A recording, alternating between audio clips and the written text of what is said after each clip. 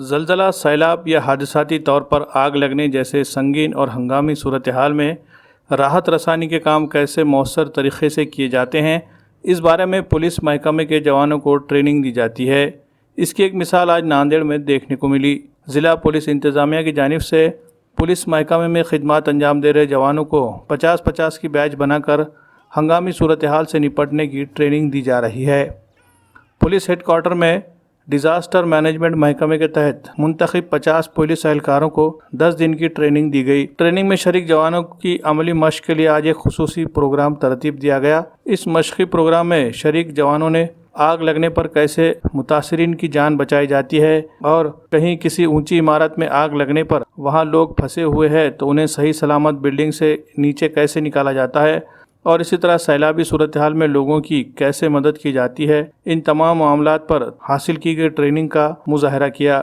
जलती आग से गुजरकर इन नौजवानों ने अपनी हिम्मत और हौसले का शानदार मुजाहरा किया। सभी जवानों ने निहायत कामयाबी के साथ और मुनज़्ज़म अंदाज में सारे मुश्किल टास्क पूरे किए। इन्हें यह ट्रेनिंग देने के लिए डिज़ास्टर मैनेजमेंट के माहिर पुणे से उल्लास केलकर को बतौर ख़ास मदऊ किया गया था। ट्रेनिंग में शरीक सभी जवानों की ज़िला एसपी प्रमोद कुमार शिवाले ने हौसला अफजाई की और इस ट्रेनिंग को मुस्तकबिल में किसी भी तरह की हंगामी सूरत हाल में कारआमद साबित होने की उम्मीद जाहिर की।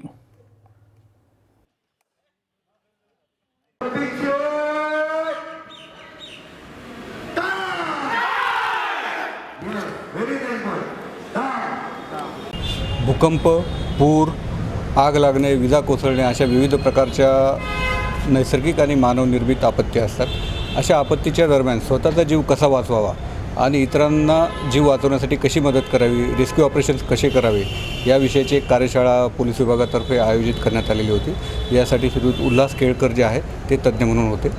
आमच्या आज दुसऱ्या बॅचचा समारोप झालेला आहे। आज आपण साधारणतः 50 कर्मचारी जे आहेत त्यांचा TOT कोर्स घेतला। TOT म्हणजे ट्रेनिंग ऑफ ट्रेनर्स। तर पोलीस विभागातील 50 अधिकारी आणि कर्मचारी आपण प्रशिक्षित केलेले आहेत।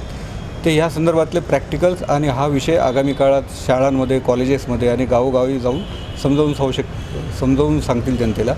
आणि कुठलीही नैसर्गिक आपत्ती असेल तर त्यावेळेस रेस्क्यू ऑपरेशन कसं करायचं याचं एक प्रॅक्टिकलसुद्धा आपण करून दाखवलेलं आहे की दुसऱ्या मजल्यापर्यंत जिने जर मोडकळीस आलेले असतील किंवा भूकंपाच्या वेळेस नुकसान झालेलं असेल, आग लागल्यामुळे जर आपण जिने चढू शकत नसू तर लॅडर रोपचा वापर करून वर कसं जायचं, तिथून खाली कसं उतरायचं, जम्पिंग शीटचा वापर करून साधारणतः 30 फुटापर्यंत आपण सुरक्षितरित्या खाली कसं उतरायचं या पद्धतीचे एक प्रात्यक्षिक करून घेतलेले आहे। यात उल्हास केळकर जे तज्ज्ञ आहेत त्यांनी NDRF, SDRF आणि विविध पोलीस प्रशिक्षण विद्यालय यांना यापूर्वी प्रशिक्षण दिलेलं आहे।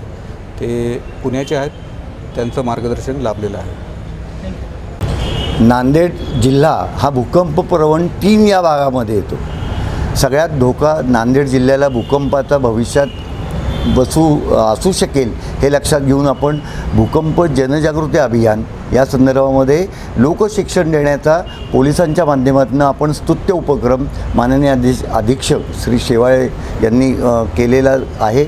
याकरता आपण जे प्रशिक्षण देतो आहे त्यांना प्रशिक्षण कसं द्यायचं, जास्त जनतेला आणि पोलिसांना प्रशिक्षित कसं करायचं, ज्या योगे त्यांच्यामध्ये जनजागृती होऊन किंवा समाज प्रबोधन होऊन किंवा आपत्ती व्यवस्थापन साक्षरता निर्माण होऊन प्रथम स्वतःचा आणि नंतर दुसऱ्याला मदत कशी करता येईल याचं प्रशिक्षण मी गेले 8 दिवस मी या ठिकाणी देत आहे आणि माझ्या अंदाजाने त्याचा निश्चित उपयोग नांदेडच्या नागरिकांना निश्चितपणे होईल याबद्दल माझ्या मनात शंका नाही।